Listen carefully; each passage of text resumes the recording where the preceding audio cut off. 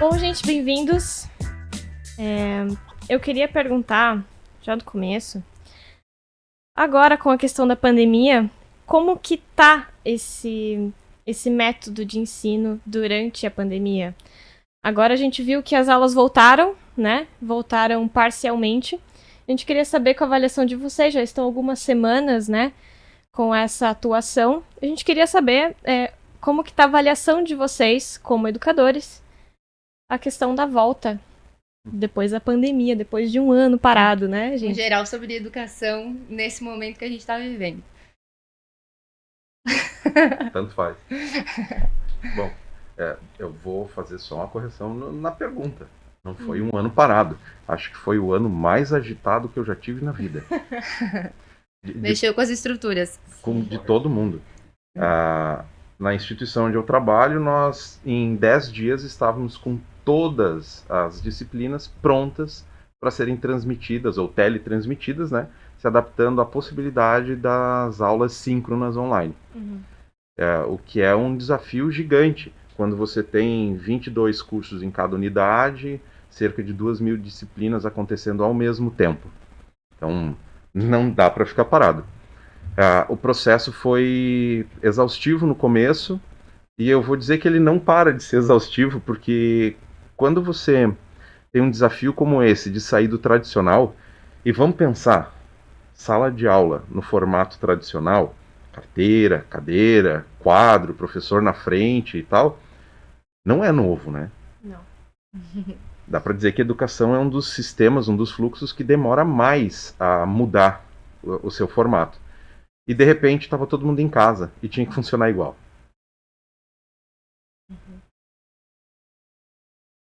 No caso da educação básica, eu acho que a grande diferença, né, do que o professor falou, para mim, a experiência, é a questão de estrutura, né?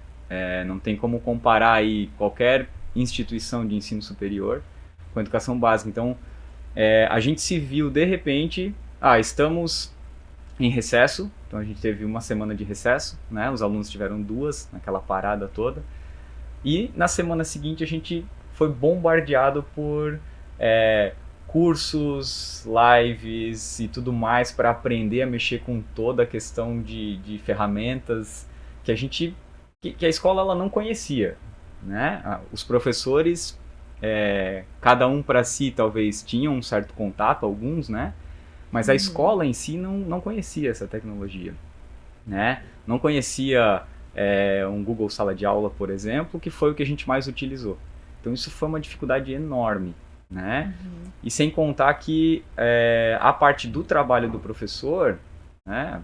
Muita gente já deve ter acompanhado aí na internet, dá pra dizer que triplicou. Então a gente trabalhou pra caramba, né? A gente teve que correr atrás de um monte de coisa. Como é que eu faço essa aula? Como é que eu me relaciono com um aluno que eu não tô vendo?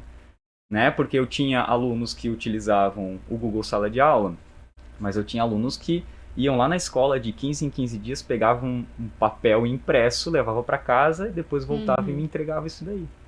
Como é que eu me relaciono com esse aluno? Isso foi extremamente difícil. E nessa questão de ser uma coisa nova, né? Que as pessoas, os alunos, os professores e quem faz a gestão, né? Como a gente já citou antes, tiveram que se adaptar. Como que está isso hoje? As pessoas se adaptaram? Vocês todos se adaptaram? Ou ainda está em processo? Ou ainda os alunos ou os professores almejam aquela volta ao normal, entre aspas? Eu posso dizer que eu identifico públicos. São perfis diferentes.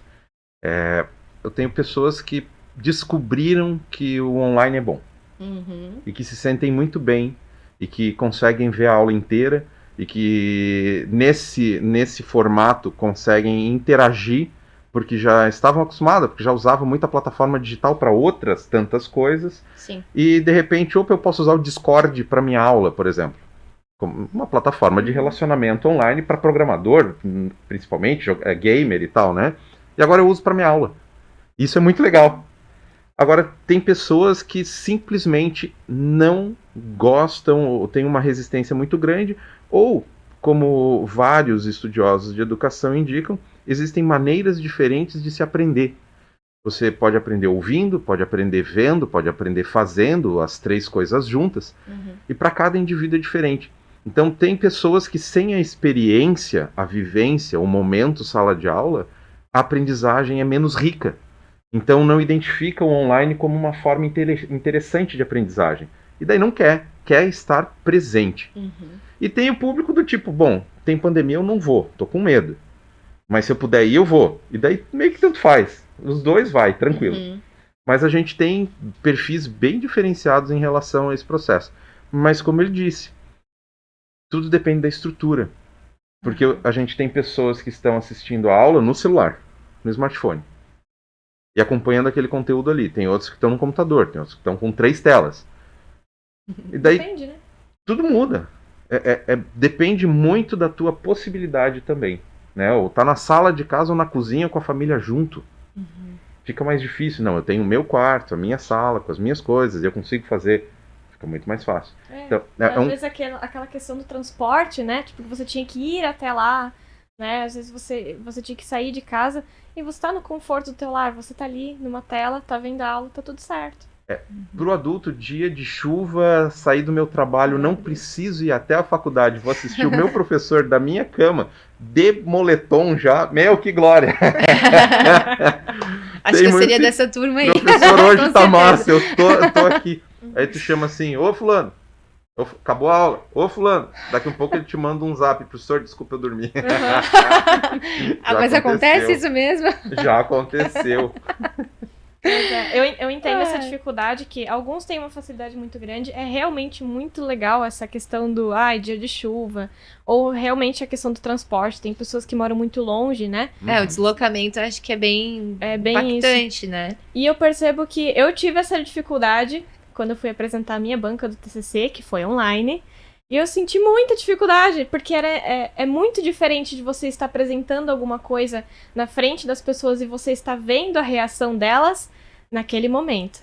Sim. E aí, quando você vai apresentar, você não vê a cara de ninguém e você não sabe, e agora? Será que todo mundo tá me ouvindo? Ou será que desligou, deu... Não sei. Não sei o que tá acontecendo. E ninguém fala nada, porque tá tudo no mute, né? E então é muito estranho, talvez, essa sensação. É uma questão de se adaptar, né? Eu criei um cacuete, de vez em quando, assim, oi, vocês estão aí? Na sala de aula não precisa. Mas no online, de vez em quando, pessoal, vocês estão me ouvindo? Tô mutado. Eu tô mutada. Não, estão aí, né? Beleza. Falou 10 minutos e aí vai ver, tá desligado o microfone. Você tá só lá gesticulando, né? Não, a gurizada ajuda, eles colaboram. Mais agora. Tem mais tranquilidade, né? Mas colaboram bastante. Com relação à educação básica, ali, na minha experiência com a escola, a gente voltou agora e eu estou conversando com os alunos sobre todo esse processo do ano passado. Eu estou fazendo um trabalho bem devagar mesmo, conversando com eles. E apesar de não serem todos os alunos que voltaram para a sala de aula, né? Tem alguns que continuam no remoto. Esses que voltaram, eles estavam extremamente ansiosos para voltar.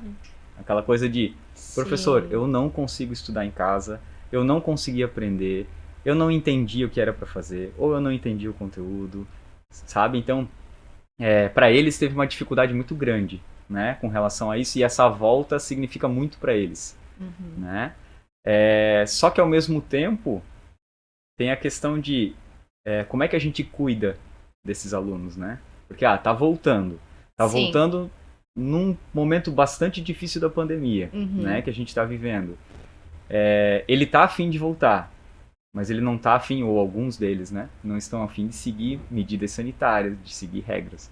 Então a gente tem, além da questão toda de estar em sala de aula e conseguir, né, fazer um trabalho interessante com relação à educação do currículo, né, ao ensino do currículo que a gente ainda tem essa parte de insistir com o aluno, precisa seguir medida de segurança, precisa vir de casa até aqui de máscara e não colocar máscara só no portão da escola, né? Então a gente lida ainda com isso, né? Então o trabalho, pelo menos da minha experiência nessa volta agora de ensino presencial, está sendo assim, bem devagar, conversando sobre o ano passado, vendo o que deu certo, o que não deu certo, para a gente conseguir retornar da melhor forma possível, né? Até porque tá híbrido, né? Então eles ficam uma semana na escola, uma semana em casa, né? Então eles vão ter que continuar estudando em casa.